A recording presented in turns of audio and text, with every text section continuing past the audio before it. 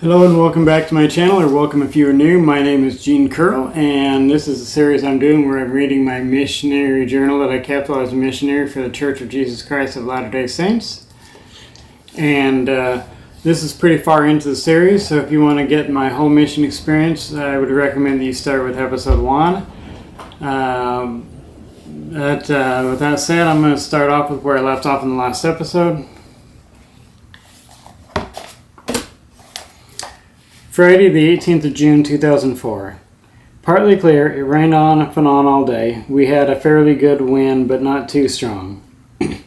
Brother K came by our house this morning and said that he was going to kidnap us so we could help him bless his granddaughter. He took us to the Lanakila ward boundaries, out of the zone, to his daughter's house. I anointed the baby and Brother K blessed. We were then taken back to our pad.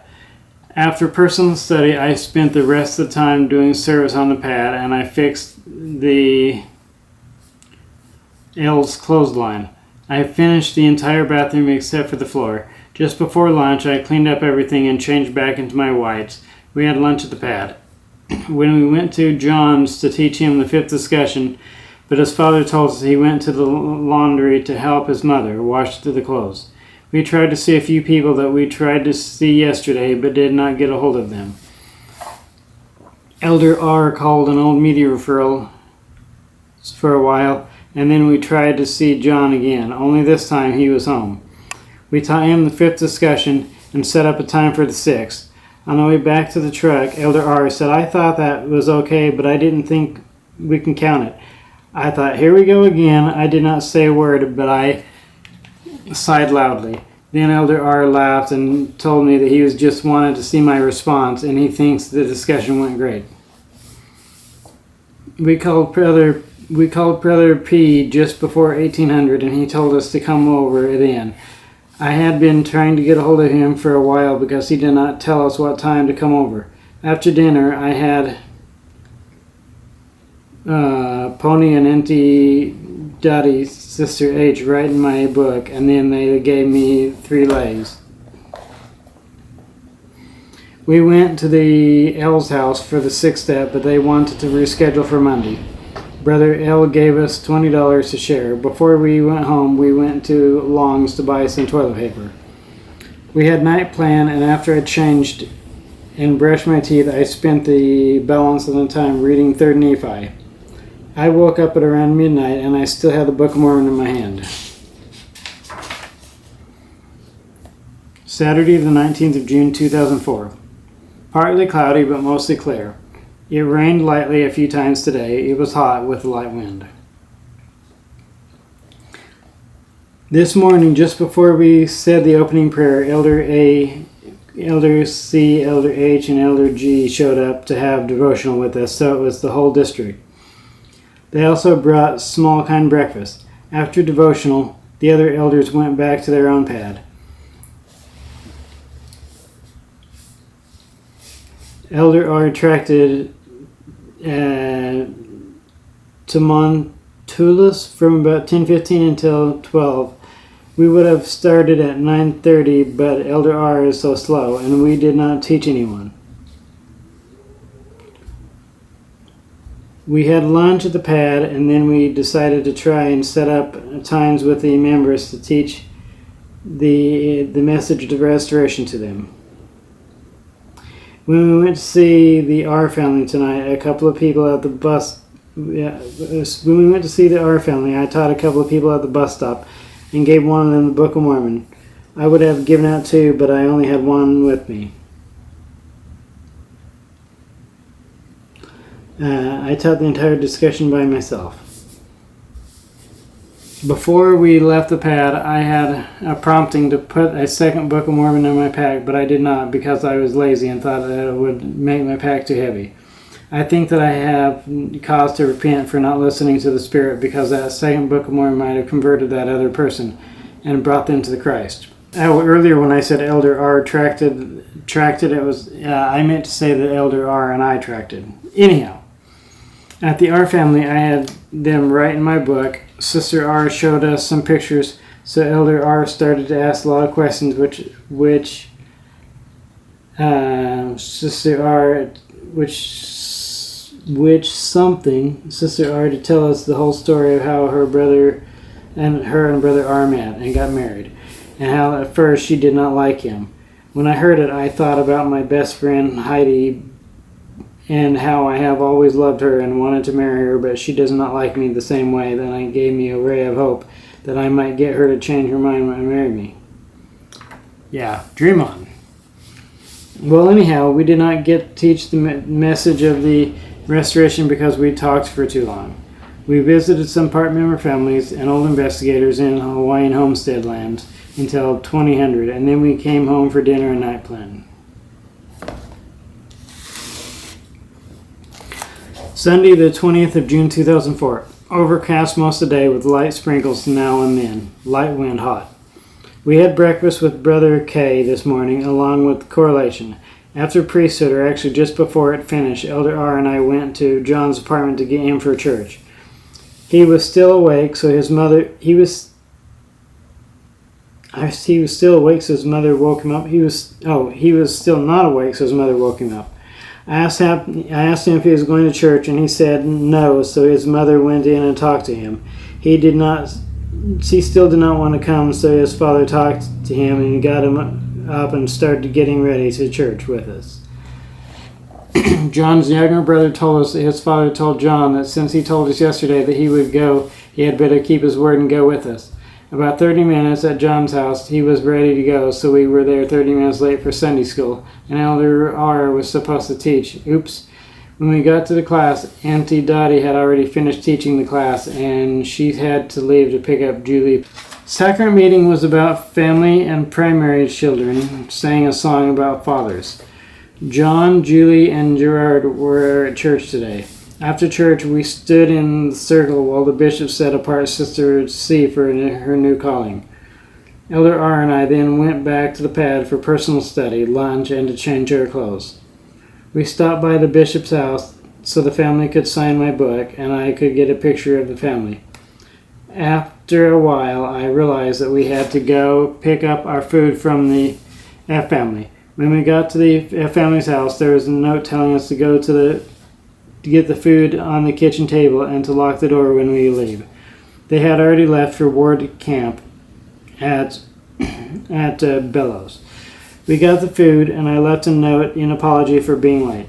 After we dropped the food off at our pad, we went back to the bishop's house. The first time we were at the bishop's house, they fed us. The bishop wanted us to go with him to visit the L family and the B family. We spent a lot of time with the L family, and they made us fat on pastries. They want to feed us on the 23rd, transfer day. Brother L told us about his Navy and prison guard days.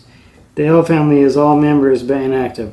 We then visited Paul B., a young sergeant in the U.S. Army.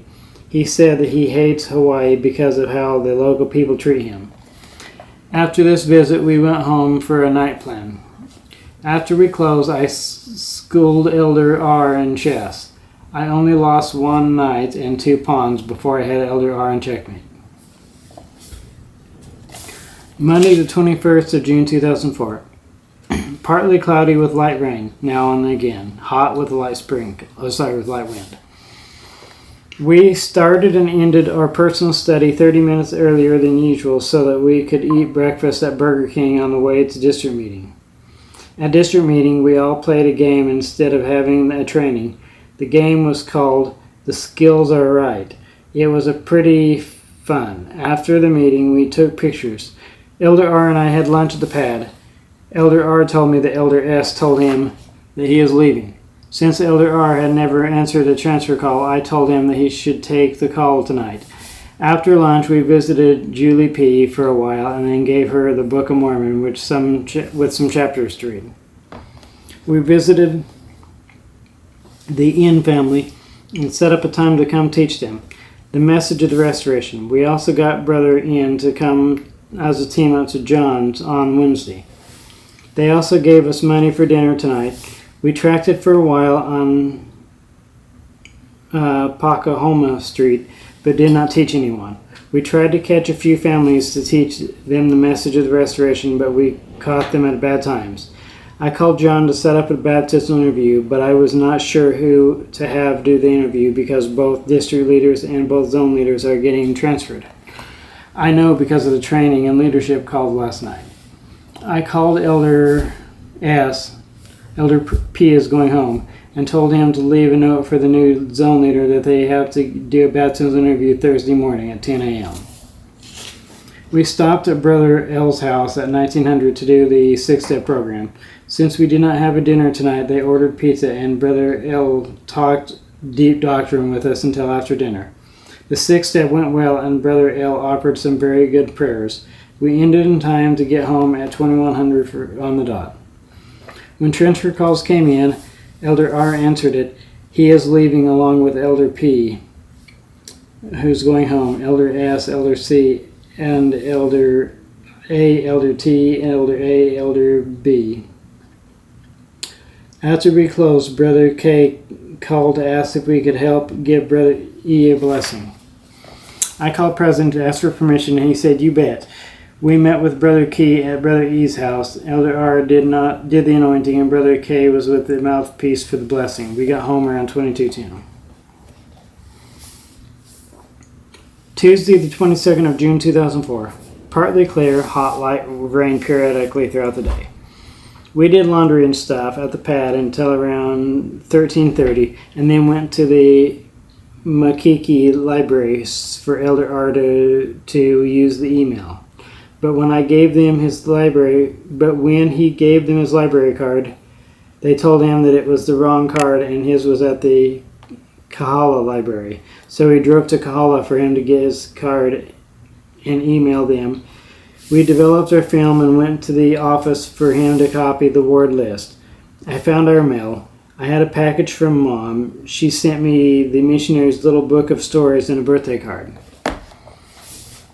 Sister M noticed that Elder R had his mail with his new address on it, so she took it, marked over the address, and gave it back. But we could still see that he is going to Makaha. I gave him a list of people in that area to say hello for me. We went to the other pad, and Elder H cut Elder R's hair. Elder A and Elder H shared their drop-off dinner with us. We spent most of the rest of the day visiting ward members. Wednesday, the 23rd of June, 2004. Partly clear, rain periodically throughout the day. Light wind, hot and humid. We stopped by the T family's house around 7:30 this morning so that Elder R could tell them goodbye. They gave us both a ukulele. We then went to the tabernacle for transfers. I got Elder G from the Makaha ward, so we switched with Elder R. Hopefully he won't have as much body odor as Elder R. Whew. Elder R had body odor that you would not believe, but it is not as bad as Elder W. I also hope that Elder G does not make a big deal of every little thing like Elder R did. On our way back to the pad, we stopped at Safeway to get some food. We ate a little breakfast, and then we had a week plan. Our landlady brought us lunch. After lunch, we went to see Julie. Elder G wanted to drive, so I let him drive as long as he wanted to, which was just until right before we taught John. We drove around the area for a little while and then visited all of the investigators that I could think of. We met Brother Ian at his house and went with him to teach John the sixth discussion. The discussion went well. We also tried to get all of the details worked out for his baptism on this Saturday.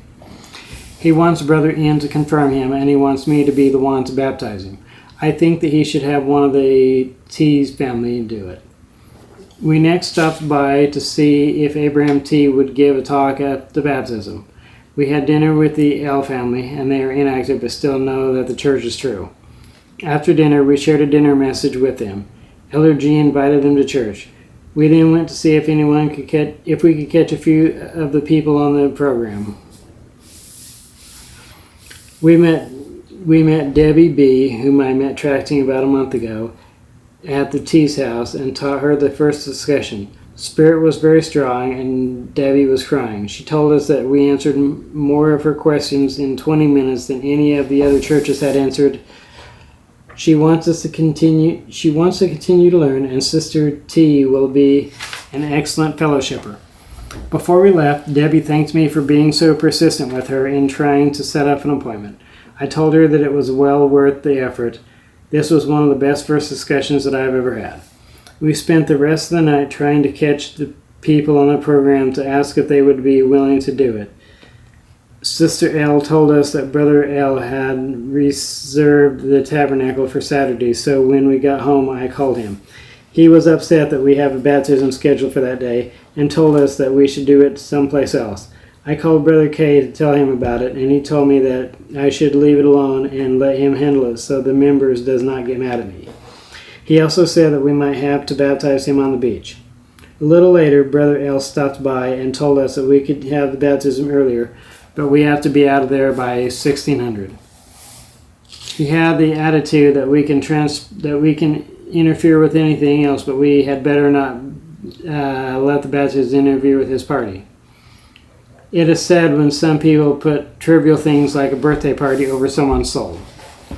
Today I received a letter from Mom and a letter from Brother B, which had $20 in it. Tuesday, the 24th of June, 2004. It was clear about half of the day and rained the other half. Though the rain did not come at the same time, some early and some late, light wind hot. We picked up our dinner money from Sister D first thing this morning, and then we went to the tabernacle to meet Elder G and the new district leader for the area analysis. When we were through, Elder G and I went to the office to give Sister L a paper from the Idaho DMV to give it to Elder A. When we got back to our area, I tried to follow up on a lady from Elder H that Elder H tracked it into, but I had the address wrong and could not find her. At lunch, I called Elder H for the info, and I talked to the bishop, and he told me to move the baptism to Sunday. I have really been worried about the baptism since I found out that Brother L had the tab reserved. I would like to know how many times that man reserves the tabernacle per year, because he also interfered with the baptism on Rodney. I received a letter from Rod R., my former boss at Burger King. He sent me 3 books of stamps with the letter. I was really happily surprised to get a letter from him. After lunch, we visited a few less active families and old investigators for the rest of the day. Then we visited Greg K., and he let us teach him the first discussion and accepted the Book of Mormon. At 3, between lunch and Greg, the zone leaders met us at the church, and we all walked over to John's house and brought him to church for his interview. Zone leaders whitewashed, so we have 2 new zone leaders, Elder C and Elder P. To prove that Murphy's Law is true, the church was being cleaned, and most of it we had no access to, but John passed in his interview. Elder G and I went to the bishop's house to talk to him about the baptism. We talked about a lot of things, but the best that we could come up with is to have the baptism on Sunday at 4:30, but we are not sure if it will be at the Kahala Chapel or at the Tabernacle. Later, we set up an appointment with an old investigator named Mike for Sunday night. Earlier tonight, we left a message for Elder G asking if we can go to the dinner in town. When we checked our messages, Elder G had called and told us that we could not go to dinner, and if we had already gone, we need to call President. Then at the end of the message, he laughed and told us that we could go ahead and go. We went to a Thai restaurant called Bali. We got there home almost exactly on time for night plan. We talked a lot before bedtime. I mentioned to Elder G that I thought about asking Heidi to marry me, so he told me the story of Bob and Rebecca and how they were best friends. Bob had a mission call to the Philippines but messed up and could not go, and then got drunk and asked Rebecca to marry him, but she said no, and things was kind of weird between them after that. They were not even as good friends. He told me to keep the story in mind and get confirmation from the Spirit before I asked her. I agreed that it would be best since Heidi has told me on numerous occasions that I am not her type, and asked that I don't plan to pursue her, so I should probably just scratch that idea so that I don't risk losing her as friend. I want to always be friends, no matter what, and I've already accepted the fact a long time ago that we will never be together. I hadn't really accepted the fact. I just tried to convince myself that I had. After we were in bed, I asked Elder G if he was Bob in the story, and he said that he was. He told me how some of his life was junk because he made it that way. I told him about how most of my life was junk because my old man made it that way.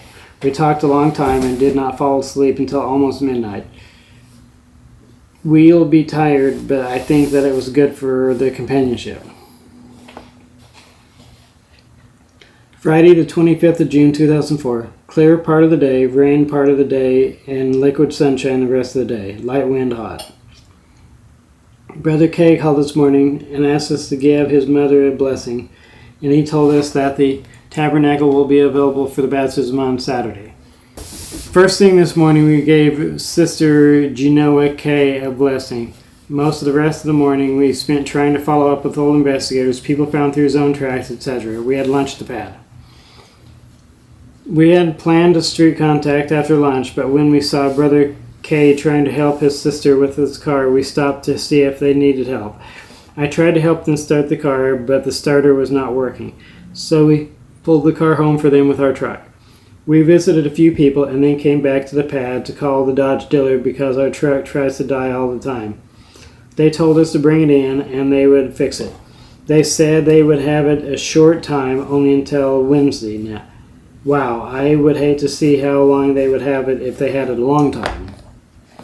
We brought it in to them, and while we were waiting for them to give us a ride back to our area, one of the dealers tried to sell us a new truck. I don't know why though, we ain't got no money. When we got back to the pad, I called Elder M to see if we could borrow a car until the truck is fixed. He told us to come and we would find something.